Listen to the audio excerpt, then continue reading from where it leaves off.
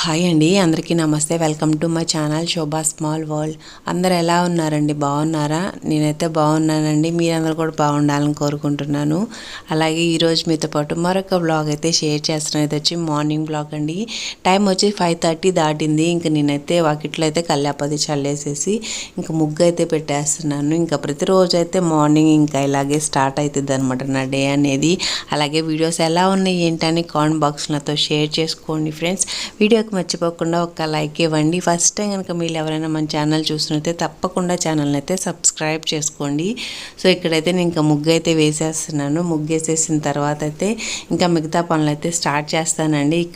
ఇక్కడ వచ్చేసి అయితే ఇంకా ఆయన అయితే పూలు కోసుకోవచ్చు అని అడుగుతున్నారనమాట. ఇంకా మామూలుగా ప్రతిరోజు అయితే పూలు కోసుకెళ్తారు.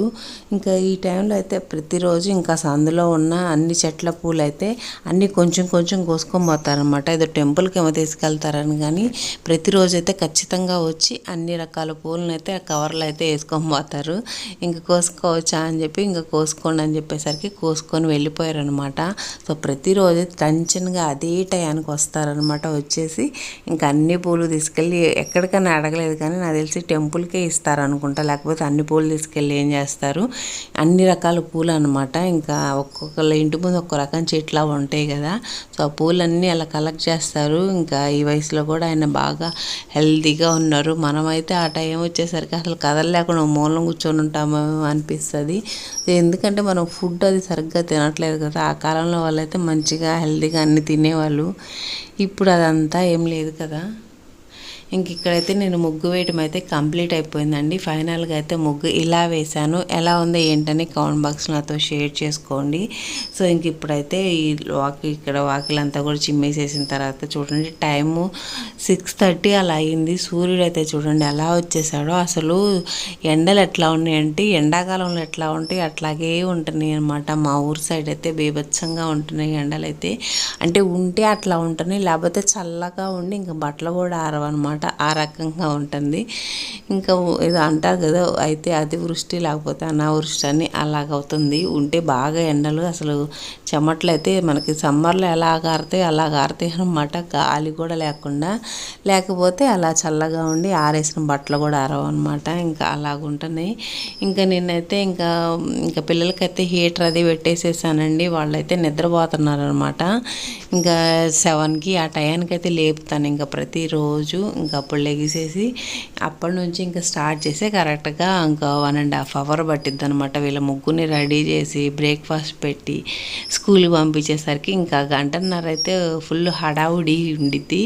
1కి 10 చేతులు ఉంటే బాగుండేమో. ఎవరు ఏది అడిగితే చేసి పెట్టేసి ఎవరు ఏది అడిగితే అందించేసేయడానికి ఇంకా అన్ని పనులు చేసుకోవడానికి అన్నట్టు ఉంటుంది. అంత హడావుడిగా ఉంటుంది. కొన్నిసార్లు వైషు ఒకటి అడుగుతుండేది, హంసి ఒకటి అడుగుతుండేది, చిన్నోడు ఒకటి అడుగుతుంటారు. ఇంకా అవన్నీ చేయాలంటే అట్లాగే ఉంటుంది. ఇంకా చూడండి మా బుడ్డోడు వాళ్ళైతే ఫ్రెష్ అయిపోయేసారండి. వీడిని లేపుతుంటే నిద్రపోతున్నట్టు యాక్షన్ చేస్తా కళ్ళు తెరవకుండా ఆటలాడుతున్నాడు అనమాట. అక్కోళ్ళు ఇద్దరు రెడీ అయిపోతున్నారు, నువ్వు కూడా లెగు అంటే ఆటలాడుతున్నాడు. ఇంకా చూడు ఇప్పుడు కూడా ఇంకా ఆటలు ఆడుతూనే ఉన్నారు. అక్కడ స్టూల్ ఉంటే దాని నుంచి జంప్ చేస్తున్నాడండి.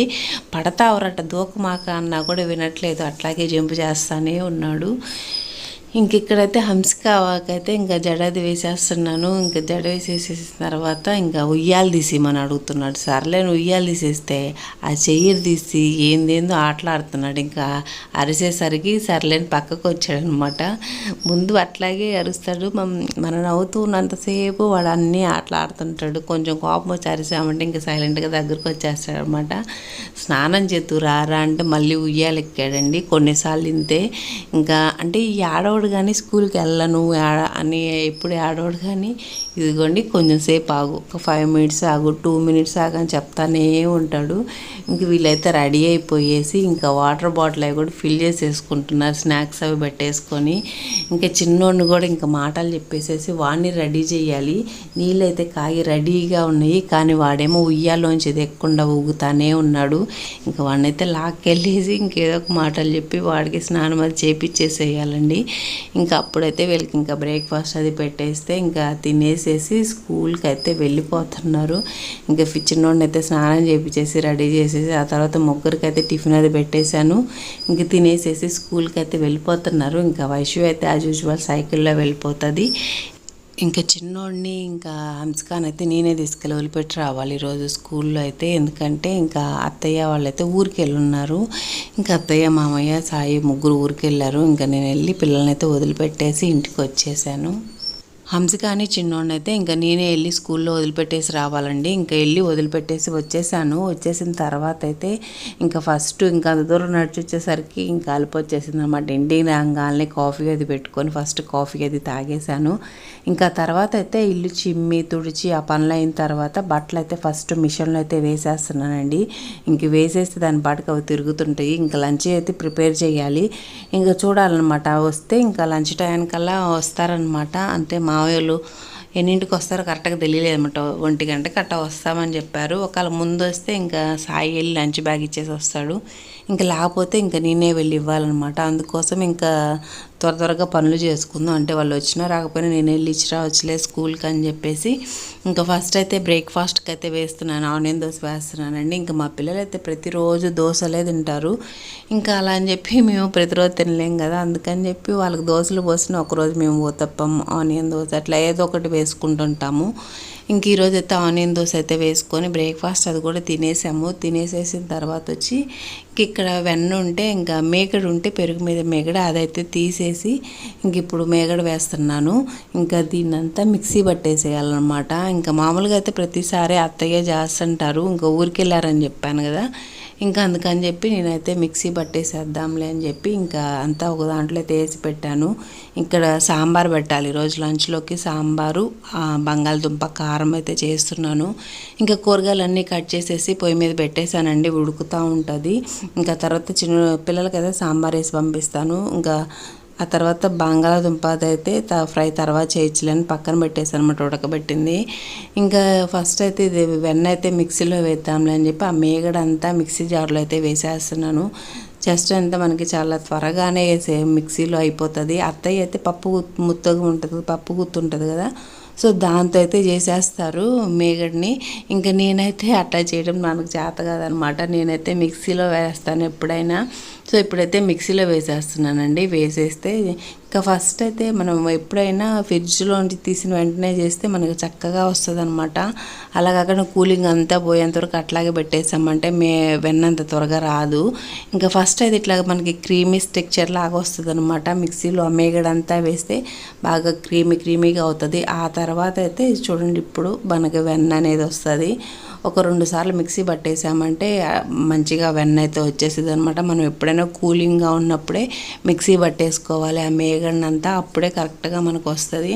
సో నేనైతే ఇంకా మిక్సీలో అయితే వేసేస్తున్నానండి. ఇంకా వేసేసిన తర్వాత ఇంకా అప్పుడు వచ్చేసి ఇంకా మేగడంతా తీసేసి ఇంకా మిక్సీలో వేసింది ఇంకా వెన్నంతా తీసి ఫ్రిడ్జ్లో పెట్టేసేస్తే సరిపోతుంది. ఇంకా బయట నుంచి అయితే గాలి భలే వస్తుంది అనమాట. తలుపు తీసున్నాను, గాలి భలే చక్కగా వస్తుంది. ఇక్కడైతే చూడండి వెన్న అయితే మనకు వచ్చేసిందండి. ఇంకా 1కి 2 సార్లు అయితే ఈ వెన్నని మామూలుగా నీళ్లు పోసి కడిగి పెట్టేస్తే సరిపోతుంది.